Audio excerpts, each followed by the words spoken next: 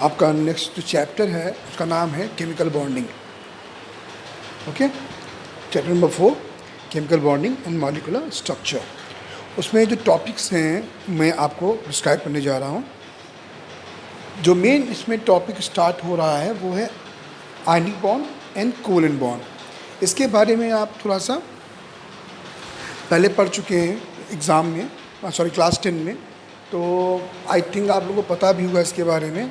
मैं थोड़ा सा और इसको अच्छे से समझा देता हूँ आपको। तो पहले हम लोग बात करते हैं आयनिक बॉन्ड्स की।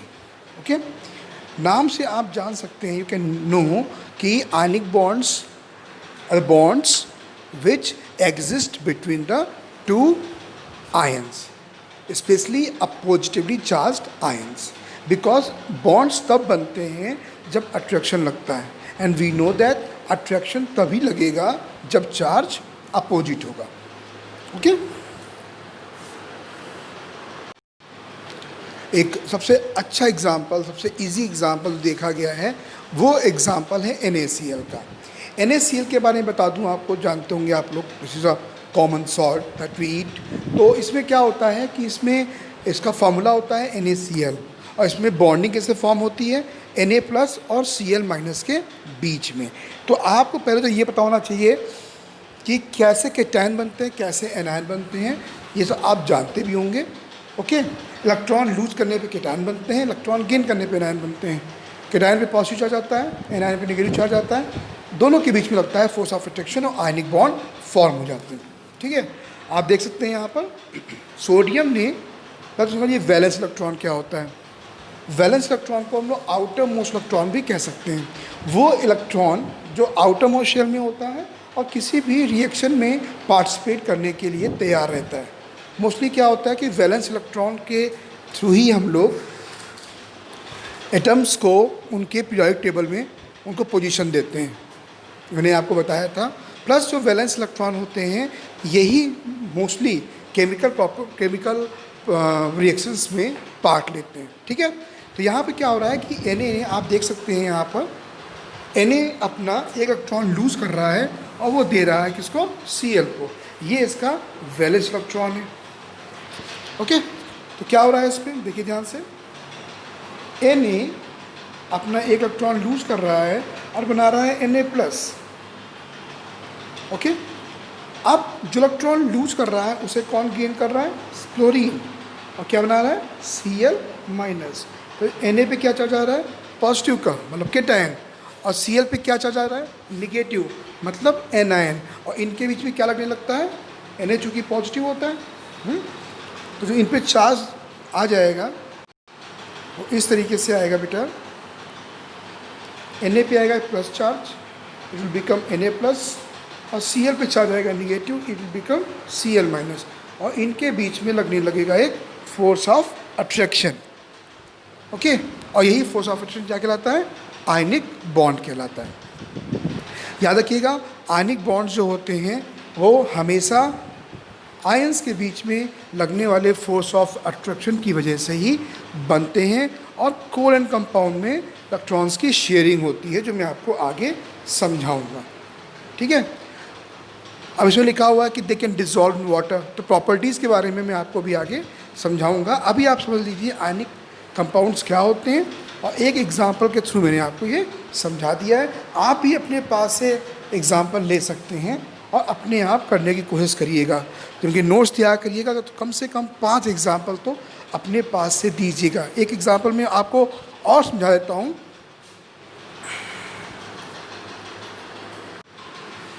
अब देखिए यहाँ पर ये MgCl2 हो सकता है, CaCl2 हो सकता है। आपको बताना है ये कौन सा, ओह सॉरी इसमें दिया हुआ है छोटा सा Mg, मुझे लगा नहीं दिया हुआ है, मैग्नीशियम। ओके, 2,8,2 ना, 2,8,2, और Cl के इलेक्ट्रॉन यहाँ पे कितने, 2। तो क्या बना रहे हैं, ये बना रहे हैं बेटा मैग्नीशियम क्लोराइड MgCl2। ओके, लेकिन ये कैसे बनता है देखिए ध्यान से। ऐसा होता है कि जो मैग्नीशियम है इसके आउटर मोस्ट में 2 इलेक्ट्रॉन होते हैं, कि मैग्नीशियम अपने 2 इलेक्ट्रॉन लूज करता है और बनाता है Mg2+। ओके, और 2 Cl एटम आप देख सकते हैं, एक ये वाला एक ये वाला, ये 2 Cl एटम यही 2 इलेक्ट्रॉन जो लूज कर रहा है मैग्नीशियम उन्हें गेन करता है और Cl निगेटिव आयन बनाता है। ठीक है, 2 आयन मिले हम लोगों को, इवन 3 आयन मिले। पहला मिला कैटायन Mg2+ और 2 एनायन मिले Cl-। तो क्या बनाएंगे बेटा, ये बनाएंगे compound like this, Mg2+ and 2Cl-। क्या बना देंगे, MgCl। सिमिलरली CaCl2 का भी आप बना सकते हैं इसी तरीके से। तो इनकी आप लोग कोशिश करिएगा, ट्राई करिएगा अपने आप बनाने के लिए और इनको आप अच्छे से तैयार करिएगा। अब देखते हैं बेटा हम लोग कि किस तरीके से ये आयनिक कंपाउंड किन किन फैक्टर्स पे डिपेंड करता है, इनकी स्ट्रेंथ, इनकी फॉर्मेशन किन किन चीज़ों पे डिपेंड करती है। ओके, तो आगे बढ़ते हैं बेटा हम लोग। ये बेटा पॉइंट्स नोट कर लीजिए आप लोग, ये वो पॉइंट हैं जिनके ऊपर डिपेंड करता है कि किन किन चीज़ों पर आयनिक कंपाउंड की स्ट्रेंथ फॉर्मेशन डिपेंड करती है। ठीक है, अब देखिए पहला है अनायनेशन एंथैल्पी। अब देखिए सोडियम है, सोडियम इलेक्ट्रॉन तुरंत लूज करता है बिकॉज उसकी अनायनेशन एंथैल्पी काफ़ी कम होती है, और ऑब्वियस सी बात है कि कैटायन अपना इलेक्ट्रॉन लूज करने में टाइम लगाएगा बेटा, तो क्या बॉन्ड जल्दी फॉर्म हो पाएगा, नहीं हो पाएगा, है ना। तो अनायनेशन एंथैल्पी मतलब इलेक्ट्रॉन लूज करने के लिए दी गई एनर्जी काफ़ी कम होनी चाहिए अगर आपको आयनिक कंपाउंड की फॉर्मेशन का फेवर चाहिए। ठीक है, कि फॉर्मेशन आराम से हो जाए। सिमिलरली जो एनायन है, हम जानते हैं इलेक्ट्रॉन जब गेन करते हैं तो एनर्जी लूज करते हैं, उसको मैंने आपको पढ़ाया था मोर निगेटिव लेस निगेटिव। तो इसमें भी आप ध्यान रखना बेटा कि जितनी अधिक एनर्जी रिलीज़ करेगा, ठीक है, वो उतने अधिक स्टेबल होगा। इसलिए इसका भी ध्यान रखिएगा आप लोग कि आयनिक फॉर्मेशन, कंपाउंड फॉर्मेशन में अनायनेशन एंथैल्पी कम होनी चाहिए, तो इलेक्ट्रॉन की एंथैल्पी अधिक निगेटिव होनी चाहिए।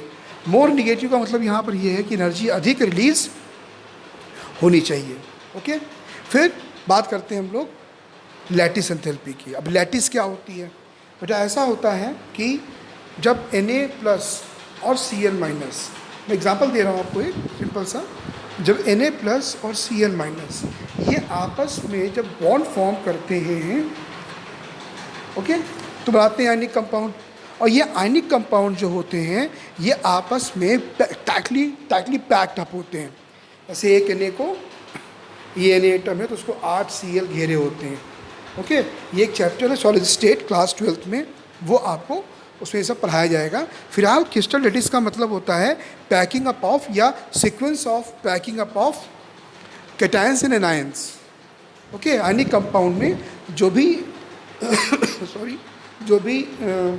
चार्ज पार्टिकल्स होते हैं, आयंस होते हैं, वो सब आपस में मिलकर एक क्लोज्ड पैक्ड स्ट्रक्चर बनाते हैं जिसको हम लोग कहते हैं बेटा लैटिस। और उस लैटिस को बनाने में एनर्जी प्रोड्यूस होती है, उस प्रोड्यूस एनर्जी को ही बेटा हम लोग क्या बोलते हैं कि लैटिस एंथैल्पी बोलते हैं।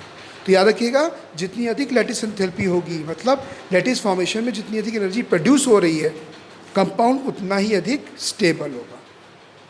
ओके, नेक्स्ट है साइज ऑफ एटम। ये पॉइंट बहुत ध्यान से समझ लीजिए बेटा आप लोग। ओके, इसको अच्छे से पढ़ लीजिएगा। चार्ज में क्या है बेटा कि जितना अधिक चार्ज होगा आयंस के ऊपर, उतनी अच्छे से अट्रैक्शन लगेगा और वो उतने स्टेबल और मजबूत आयनिक बॉन्ड फॉर्मेशन होगी। तो ये वो फैक्टर्स हैं, इसमें 3 फैक्टर पहले के बहुत इंपॉर्टेंट हैं, फर्स्ट 3 इनको आप अच्छे से पढ़ लीजिएगा। ओके, अब हम बात करते हैं कि इनकी प्रॉपर्टीज़ क्या होती है आयनिक कंपाउंड्स की। Now we will discuss the properties of ionic compounds. Ionic compounds, as we know, they are made up of ions. Okay, so we can say that कि they can conduct electricity. हम सब जानते हैं कि electricity conduction के लिए electricity flow होने के लिए आयंस होने ज़रूरी होते हैं। तो आयनिक कंपाउंड्स जो होते हैं they can conduct electricity.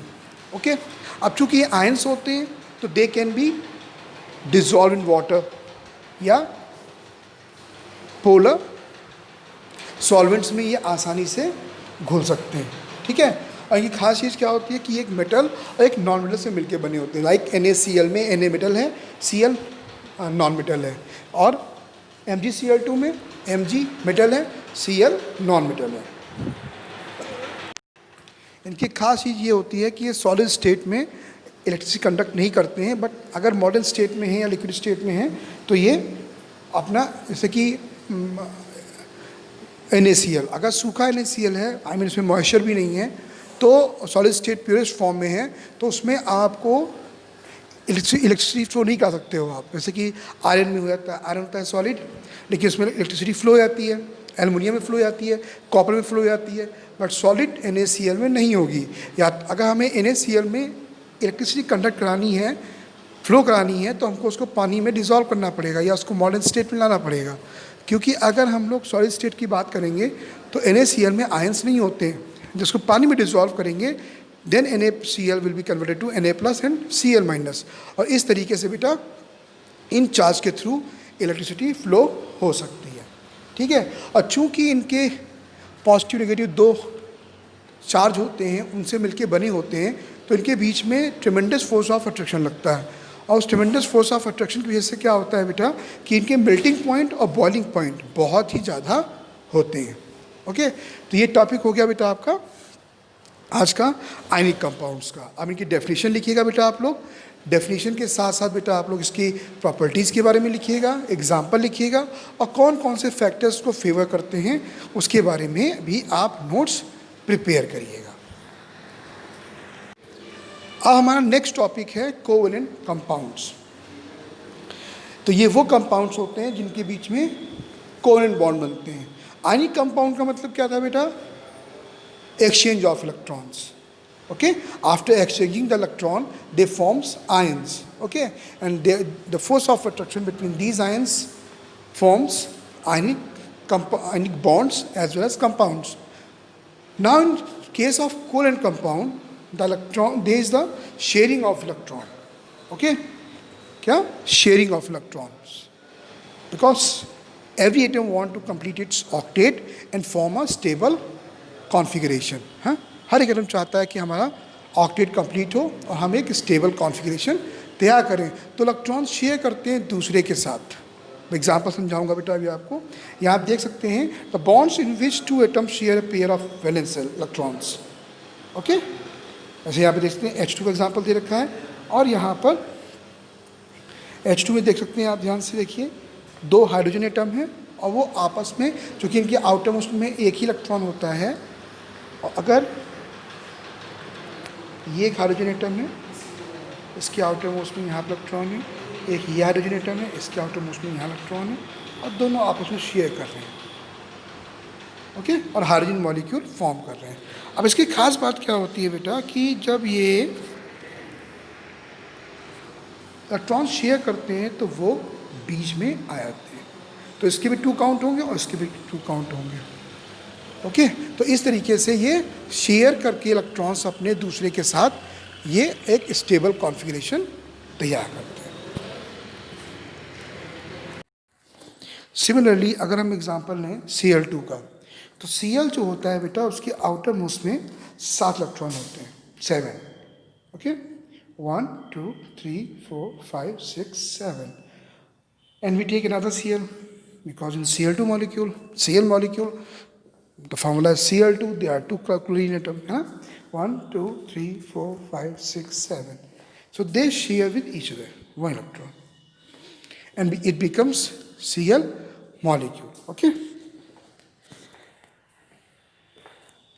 and we can represent them like this, okay. Next example is HCl, hydrogen chloride.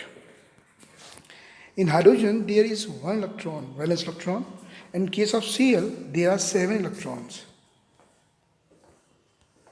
and they can say here we can see now chlorine has 8 atoms, electrons, and hydrogen has 2 electrons, Okay, and the shear pair will be the covalent bond can be represented as this or this. Okay, but the shear pair will be shifted towards chlorine due to its high electronegativity. Okay, I will discuss about it later. हालांकि मैं समझा चुका हूँ आपको polar non polar, फिर समझा दूंगा आपको। अब यहाँ पे देखिए एग्जांपल दे रखा है मीथेन गैस का, CH4 का। ठीक है, अब यहाँ पे देखिए C के आउटर मोस्ट में 4 इलेक्ट्रॉन होते हैं और उन 4 इलेक्ट्रॉन से 4 हाइड्रोजन बॉन्ड फॉर्म कर लेते हैं। देखिए यहाँ पे C के आउटर मोस्ट में 4 होते हैं हाइड्रोजन और उन 4 इलेक्ट्रॉन से 4 हाइड्रोजन मिलकर इसके कार्बन के 8 इलेक्ट्रॉन पूरे कर देते हैं। ठीक है, आप देख सकते हैं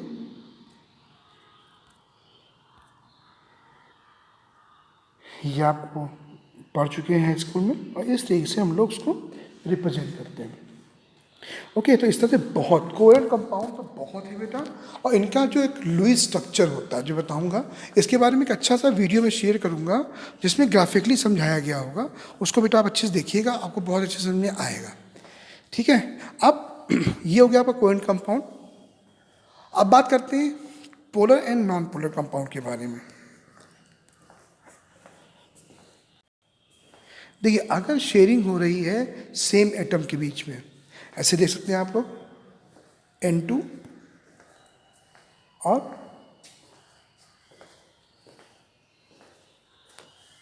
एग्जाम्पल देता हूँ अपने पास से Cl2। ओके, इनमें क्या हो रहा है, एक और चाहो तो लिख लो एग्जाम्पल जो सेम हो एटम। ठीक है, डायटॉमिक होना चाहिए। तो उनमें क्या होता है कि इलेक्ट्रॉन ना तो इधर शिफ्ट होंगे ना इधर शिफ्ट होंगे, वो बीच में रहेंगे। क्योंकि उनमें क्या होता है बेटा कि इलेक्ट्रॉन जो होते हैं वो शिफ्ट होते हैं एटम की तरफ ड्यू टू इट्स इलेक्ट्रोनेगेटिविटी। क्योंकि दोनों एटम सेम हैं तो दोनों की इलेक्ट्रोनेगेटिविटी क्या होगी, सेम होगी। तो इलेक्ट्रॉन ट्रांसफर इधर उधर नहीं होंगे, बिल्कुल बीच में रहेंगे। ठीक है, अब पोलर क्या होता है, पोलर में क्या होता है, ऐसे एग्जाम्पल यहाँ पे दिया हुआ है HCl का। तो इसमें क्या है, H और Cl के बीच में इलेक्ट्रॉन शेयरिंग है। बट होता क्या है कि Cl की इलेक्ट्रोनेगेटिविटी, अगर इधर भी Cl होता तो अलग बात थी, बट इधर H है इधर Cl है। Cl में प्रोटॉन बहुत ज़्यादा होते हैं 17। तो क्या होता है कि उसकी इलेक्ट्रॉन अट्रैक्ट करने की, शेयर पेयर को अट्रैक्ट करने की टेंडेंसी अधिक होती है। तो इलेक्ट्रॉन पेयर को अपनी तरफ शिफ्ट कर लेता है, जिसकी वजह से क्या होता है, देखिए ध्यान से, स्लाइटली निगेटिव चार्ज आ जाता है। एक होता है pure positive negative like Na+ and Cl-, इसमें प्योर पॉजिटिव निगेटिव आयन है। बट HCl में क्या है कि इससे इलेक्ट्रॉन इधर शिफ्ट हो गए तो इस पर हल्का सा पॉजिटिव चार्ज और इस पर हल्का सा निगेटिव चार्ज आ जाता है। इसको हम लोग कहते हैं slightly positive and negative charge. और इस तरह के जो कंपाउंड होते हैं वो फॉर्म करते हैं पोलर कंपाउंड्स। बाकी CO2 और C आपको दे रखा है CCl4, ये जब हम पढ़ाएंगे आपको डायपोल मोमेंट, तब उसकी डायपोल मोमेंट बहुत बड़ा टॉपिक है, जिससे आप जान सकते हो कि कोई भी कंपाउंड पोलर है कि नहीं पोलर है। अभी इसलिए नहीं पढ़ा रहा हूँ बेटा बिकॉज ये आपको, इसके लिए आपको पहले स्ट्रक्चर ऑफ मॉलिक्यूल्स पढ़ने पड़ेंगे। सॉरी, कुछ थ्योरीज हैं जो बताएंगी कि कैसे हम लोग, ऐसे लुईस स्ट्रक्चर ही है और भी थ्योरी पढ़ाई जाएंगी, इससे आप जान सकते हो कि एटम का, मॉलिक्यूल का स्ट्रक्चर कैसा होगा। जैसे कि हम आपको एग्जांपल देते हैं, आपको लगता होगा कि जो H2O है, H2O है वो ऐसे बनता होगा, O इधर हो गया, H इधर हो गया, H इधर हो गया ना, लेकिन ऐसा नहीं होता है। ये जो होता है H2O का स्ट्रक्चर, ये ऐसा होता है ना, हल्के से एंगल में आता है, और एंगल आने की वजह से ही उसमें डायपोल मोमेंट लगना शुरू होता है। वो क्या होता है मैं आपको बाद में बताऊंगा, बट जितने टॉपिक मैंने पढ़ाए हैं आपको प्लीज़ आप लोग घर पे रिवाइज कर लीजिएगा, पढ़ लीजिएगा, इसके नोट्स तैयार करिएगा, और ऐसे ही क्वेश्चंस में आपको लगातार बारी बारी देता रहूँगा इस पर बेस्ड क्वेश्चंस, और आप लोग उसको अच्छे से पढ़ते रहिएगा। आई होप आप लोगों को समझ में आया होगा। बहुत इंपॉर्टेंट टॉपिक है, स्पेशली आयनिक कंपाउंड्स अक्सर क्वेश्चन आते हैं। और नेक्स्ट टॉपिक में दूंगा मैं आपको, वो होगा लुईस स्ट्रक्चर कैसे फॉर्म करते हैं। ओके, चलिए ध्यान रखिए आप लोग अपना, और कोई दिक्कत हो तो आप मुझसे, कुछ बच्चे पूछ भी रहे हैं मुझसे, अच्छी चीज़ है, जो नहीं पूछ रहे हैं वो को मुझसे पूछ सकते हैं। Thank you very much and have a nice day.